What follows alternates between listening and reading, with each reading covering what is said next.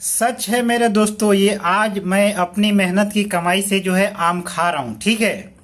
लेकिन एक दौर थी बचपन में, जब मैं अपने पिताजी के साथ रहा करता था, तो मुझे खाने पीने में जो है बहुत ही ज़्यादा जो है कमज़ोर बनाया करता था।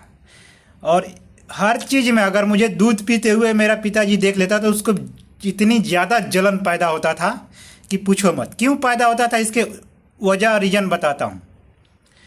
वजह रीज़न है कि अगर मैं ताकतवर बनूंगा तो सही बात है कि हर चीज़ मेरे काबू में होगा और बहुत कुछ कर सकता था। और यदि मैं कमज़ोर बनता हूँ तो वह नालायक मेरा बाप मुझसे हर चीज़ छीनने के लिए तैयार था।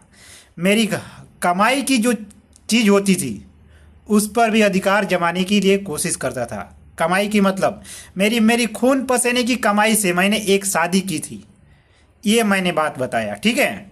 उस पर भी अधिकार जमाने की, तो ये कारण क्या थी? कमजोरी। अगर मैं ताकतवर नहीं बनूंगा और यदि कमज़ोर होऊंगा तो मेरा फ़ायदा वह उठा सकता था। और मैंने एक बात, ये हकीकत है, मैंने सोचा था कि अगर अपनी खून पसीने की कमाई से अगर अपनी शादी भी कर लेता हूँ तो घर पे नहीं रखूँगा, हमेशा परदेश में अपने साथ रखूँगा। ये मेरी ख्वाहिश सपना बचपन से ही थी, क्योंकि जब मैं उसके साथ रहना, सोना उठना, सारी चीज़ों को समझ लिया था और देख लिया था, इसके लिए अपने बाप के साथ कभी रहना पसंद नहीं करता था। और उससे घृणा क्यों करता हूँ, अब आप लोगों को कुछ बताने की ज़रूरत नहीं पड़ेगा, खुद आप लोगों को समझ में आ गया। और क्यों अपने बीवी को त्याग दिया, क्योंकि मेरे साथ नहीं है। और आज जो भी कुछ हूँ अपने जी भर खाता पीता हूँ, जो भी मौज मस्ती करता हूँ, अपनी मेहनत की कमाई से दूध दूध पीता हूँ, कुछ भी करता हूँ, रोकने नहीं आता, ना ही टोकने आता, क्योंकि अपनी बदौलत हूँ। छोड़ दिया हूँ सब कुछ, अकेले अपने परदेश में ज़िंदगी गुजार रहा हूँ, लेकिन हंसी खुशी से अपनी ज़िंदगी गुजार रहा हूँ। और सबसे ज़्यादा खुश नसीब हूँ और ज़्यादा खुश हूँ।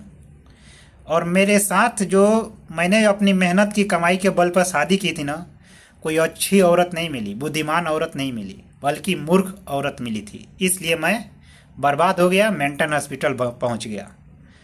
नहीं तो मुझे कोई मेंटल हॉस्पिटल पहुंचाने वाला नहीं था, और मेरे इतना कमाई करने वाला इस दुनिया में कोई नहीं था दीनदयालपुर में।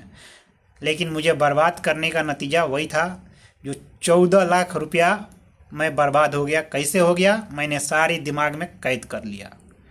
ये ज़िंदगी की कहानी एक मेरे साथ नहीं थी, शेख पारसा में और भी लोगों के साथ हुआ था, लेकिन मुझे लड़ाई झगड़ा किसी से नहीं करना था।